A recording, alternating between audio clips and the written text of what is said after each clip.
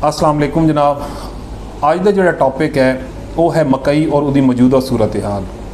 सब तो पहले जी सब तो वड्डी हैरानकुन गल मेरे सामने आई, इसी मार्केट ने सब तो पहले 5000 रेट दिता, फिर जदन ये रेट 2-4 दिन बाद टुटिया तो 1800 हो गया, जोड़ा कम अज़ कम इस गल की निशानदेही करता सी कि तरक्की याफ्ता मुल्कों तजारत जी है या मार्केट या कारोबार इस तरह नहीं चलते जिस तरह साढ़े मुल्क चलते हैं। ये बिल्कुल बिला जवाज़ और एक बड़ी अजीब जी सूरत हाल सी। कम अज़ कम जोड़ा रेट है ना, मैं ये कहना कि 5000 जोड़ा है कोई जायज़ रेट सी, ना मैं ये कहना कि 1800 जायज़ सी। कम अज़ कम वो रेट ज़रूर ऑफर करना चाहिए जोड़े मार्केट्स के अंदर साढ़े प्रोड्यूसरस ने वो उस रेट्स में फॉलो करते हुए मार्केट की डिमांड एंड सप्लाई अगर रेट उत्ते जाने होंगे चले जाते या अगर कम होने होंगे हो जाते, लेकिन कम अज़ कम ये कोई अच्छा मतलब नहीं अमल दोहराया गया पाकिस्तानी मार्केट के अंदर, बिलखसूस मकई के काश्तकार के लोगों नाल। हुण दूसरे नंबर पर आ गए कि पाकिस्तान के अंदर कि मकई की जी अफवाह फैली हुई कि कोई इतनी अंत पैदावार हो गई है कि हुण जी रुल गई है, इधर रुलन की वजह तो जनाब इनू रेट नहीं मिलना, तो ऐसा कोई भी मामला नहीं है।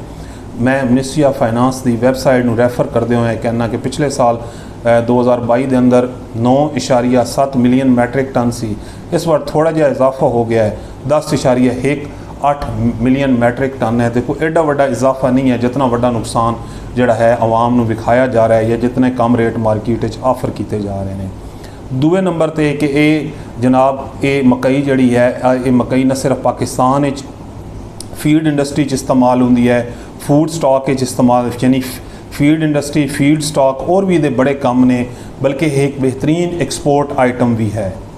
ठीक है कि अगर पाकिस्तानी हुकूमत ने अगर ये साड़ी पाकिस्तान पोल्ट्री एसोसीएशन ने सन 2022 के उत्ते पाबंदी लगा दी सी, वरना एक्सपोर्ट आइटम है। अगर पाकिस्तान के अंदर कोई बहुत ज़्यादा पैदावार हो ही गई है और इत्थों की जी मार्केट्स ने उन्होंने रिक्वायरमेंट तो ज़्यादा है, तो पाकिस्तानी गवर्नमेंट अगर इसमें एक्सपोर्ट की इजाज़त दी है तो ईज़िली एक्सपोर्ट हो जाएगी। उसकी बुनियादी वजह कि इंटरनेशनली अर्जेंटीना, अमेरिका और ब्राज़ील ये बेहतरीन एक्सपोर्टर ने, लेकिन उत्थे कहत साली खुश्क साली की वजह तो फसलां बहुत कम हुई ने और दो दुनिया के बेहतरीन जोड़े इंटरनेशनल रूट सन रेड सी और ब्लैक सी। ब्लैक सी यानी इस्तेमाल हो रहा सी लैटिन अमेरिका और जनूबी अपना शुमाली अमेरिका कण और यूक्रेन और रशिया कण रेड सी का रस्ता इस्तेमाल, दोवें बड़े डिस्टर्बिंग चल रहे हैं। इस कण अगर असी इंटरनेशनली मकई के रेट्स की गल करिए तो बहुत ज़्यादा ने, हद तो ज़्यादा ने, लेकिन उस दे बरअक्स पाकिस्तान के अंदर मकई के रेट्स हद तो ज़्यादा कम ने, जोड़े बिल्कुल मतलब लॉजिकली मतलब फिट नहीं बह रहे। लिहाजा इंटरनेशनली भी एक्सपोर्ट की बहुत ज़्यादा डिमांड है। ये पाकिस्तान पोल्ट्री एसोसीएशन ने ये 2022 के अंदर जो डिमांड आने लग गई सी एक्सपोर्ट की, इन्होंने बैन भी करा दिता सी।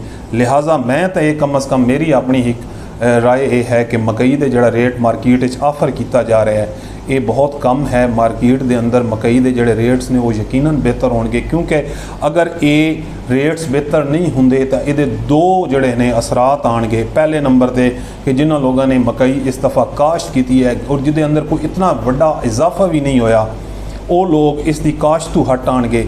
और दूए नंबर पर इसका नुकसान ये होएगा कि एक्सपोर्टर जोड़ा है, जोड़े लोग अगर ये तुसी फिर अगर इन्होंने लोगों पर बैन ना करो तो पाकिस्तान के अंदर मकई बड़ी ईजी आइटम है, एक्सपोर्ट होएगा। और ये जड़ी है कम अज़ कम कोई ऐसी जवाज़ नहीं है मार्केट के अंदर कि मकई नूं इतने कम नरख लाए जान या इतनी कम कीमत लाई जाए। कम अज़ कम जोड़ा है ये एक खास लिमिट ले जाते जायज़ रेट जोड़े ने मार्केट नूं ऑफर करने चाहिए ने। लिहाजा मकई और मकई के नाल जुड़े हुए जोड़े लोग ये कारोबार कर रहे हैं वो इतने ज़्यादा परेशान ना होन, थोड़ा जिहा इंतज़ार करन। उम्मीद है कि मार्केट्स जड़ियाँ ने जदन अपनी रियलिटीज़ की तरफ आनगियाँ तो एक बेहतर रेट देनगियाँ। ठीक है, लेकिन ये जो मौजूदा सूरत हाल है ये भी किसी किस्म की कोई लॉजिकली अगर वेख्या जाए कोई सपोर्टिंग नहीं है। ये बिल्कुल जोड़ा है बड़ा अजीब मामला होया है, ऐसा मामला होना नहीं चाहिए सी।